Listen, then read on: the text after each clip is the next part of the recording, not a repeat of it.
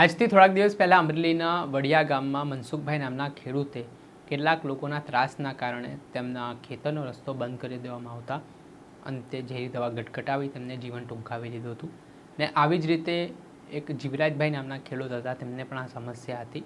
ત્યારે ધારાસભ્ય ગોપાલ ઇટાલિયા છે તે પીડિત પરિવારને મળવા પહોંચ્યા અને આ ખેડૂતો જ્યારે તેમની વાત કરી તે દરમિયાન મામલતદારને તેમણે સૂચનો કર્યા અને શું કહ્યું વિગતે વાત કરીએ. વૈષ્ણવજન તો તેને કહીએ જે પીડ પરાઈ જાનાને રે. દર્શક મિત્રો, નવજીવન ન્યૂઝમાં આપનું સ્વાગત છે. અમરેલી જિલ્લાના વડિયામાં થોડાક દિવસ પહેલાં મનસુખભાઈ નામના ખેડૂત દ્વારા જીવન ટૂંકાવી લેવાનો બનાવ બન્યો હતો, તેના કારણે ઘેરા પ્રત્યાઘાત પડ્યા હતા.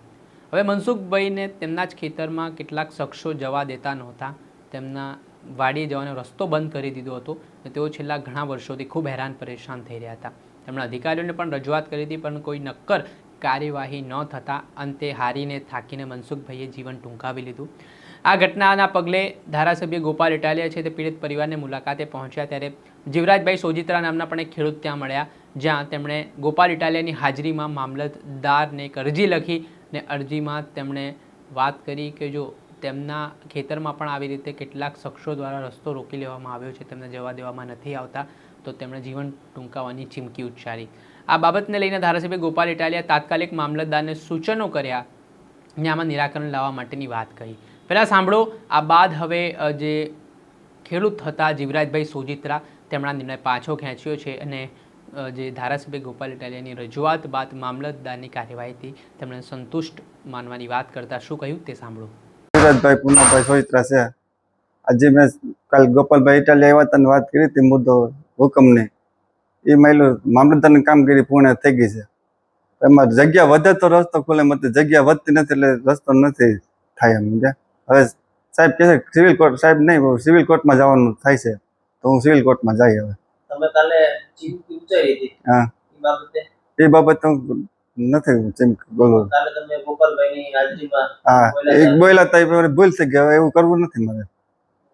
તમને સંતોષ છે ને? હા સંતોષ. હા જે આપણે સાંભળ્યા હતા જીવરાજભાઈ સોજિત્રા, જેમણે આ અરજી તેમના દ્વારા કરવામાં આવી હતી જીવન ટૂંકાવાની, તે પાછી ખેંચી લેવામાં આવી છે. સાથે જ આને લઈને જે મામલતદાર છે યોગેશ બારડ, તેઓ શું કહી રહ્યા છે તેમને પણ સાંભળો.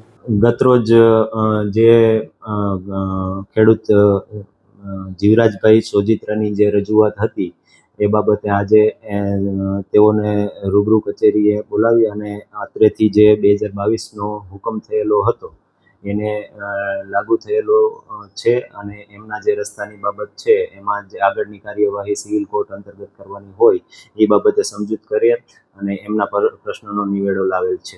જે આપણે સાંભળ્યા હતા યોગેશ બારડ, જેઓ અમરેલીના વડિયામાં જે રીતે ઘટનાક્રમ બન્યો તેને લઈને દોડતા થયા હતા અને ત્યારબાદ તેમણે ખેડૂતોની સમસ્યા સાંભળી અને તેમને તાકીદે આની સમસ્યાનું નિરાકરણ લાવવા માટે આશ્વાસન પણ આપ્યું છે. દર્શક મિત્ર, આવા જ વિડીયો જોવા માટે નવજીવન ન્યૂઝ જોતા રહો, લાઇક કરો, શેર કરો.